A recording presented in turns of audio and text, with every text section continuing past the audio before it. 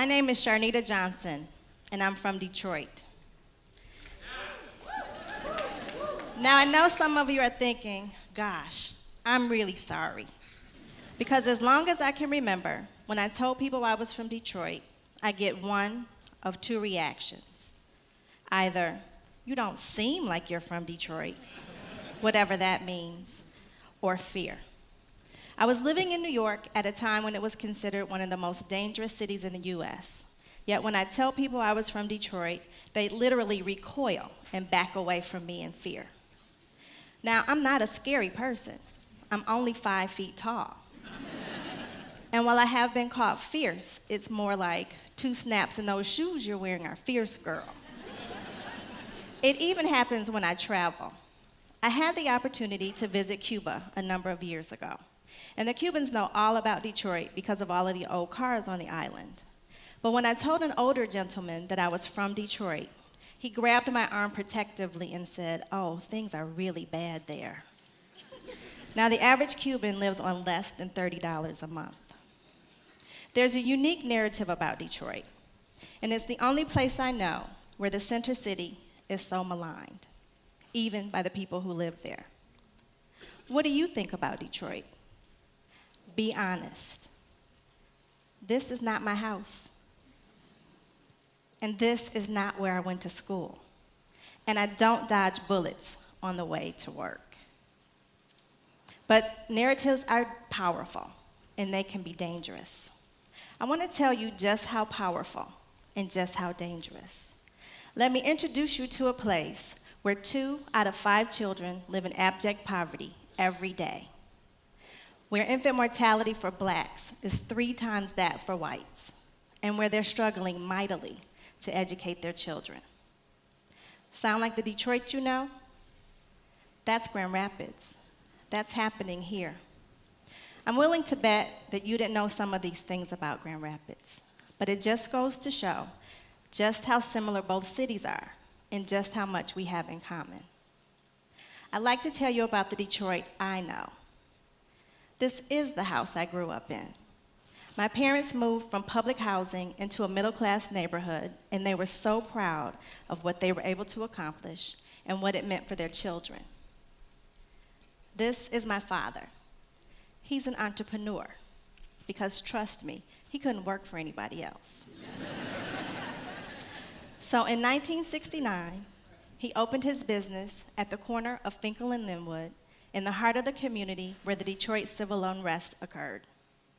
And for the last 40 years, it's been his corner of the world where he's worked day and night to provide his children with the opportunities that he didn't have. I'm the first college graduate in my family, and I stand here today, the embodiment of my parents' dreams. But I'm not unique. There are stories like mine all over Detroit. I'm fortunate because my work allows me to give back not only to Detroit, but to the entire state. I'm a program officer with the W.K. Kellogg Foundation. Will Keith Kellogg, you might know him from your breakfast table, established the foundation more than 80 years ago with the guidance that we use the money for the health, happiness, and well-being of children. And we endeavor to do that each day. I could talk a lot about the work that we do in Detroit and Grand Rapids, but what's most important is that we believe communities have the inherent capacity to solve their own problems. And knowing Detroit and Grand Rapids as I do, I know that Grand Rapids is more than downtown revitalization and tourist attractions, and I know that Detroit is more than ruin porn and Midtown. And both communities are struggling with poverty, declining schools, a history of racial discrimination, and declining populations. But both communities are working on change. I'd like to take this opportunity to introduce you to some community leaders in both places. This is Alice Thompson. Alice has been with Black Family Development for more than 35 years. And she works to ensure that Detroit voices are at the table every day. She runs a multi-million-dollar organization that serves thousands each year. But it's not so much what Alice does, but how she does it. When she learned that a young man was in danger of not graduating from high school, Not only did she know exactly who he was, who his parents were, what school he attended, but she got on the phone immediately with his principal to problem solve. Alice works all over the city of Detroit, yet she knew this one kid in this one school, and she was determined not to let him fail. That's what makes Alice special, and that's what makes her drive community change. But just like Detroit, Grand Rapids has leaders too. This is Daryl Ross and Jeremy DeRue, co-executive directors of Link. Now you might imagine that they have very different backgrounds. Daryl is a lifelong Grand Rapids resident, and Jeremy grew up on a Canadian dairy farm. But they work together at Link, improving the Madison Square neighborhood by building low and moderate income housing. They roll up their sleeves every day and improve their neighborhood, one person, one job, one house at a time. But community organizations aren't the only ones making change in their communities. Remember my dad and his store? He didn't have access to loans or grants, and his neighborhood wasn't slated for revitalization. But just like many minority entrepreneurs, he survived on his grit and ingenuity. And just like Black Family Development and Link, he became an anchor in his neighborhood because big box stores aren't coming to places like Finkel and Linwood. But these are two cities with the same problems, yet Grand Rapids may not identify with Detroit and vice versa.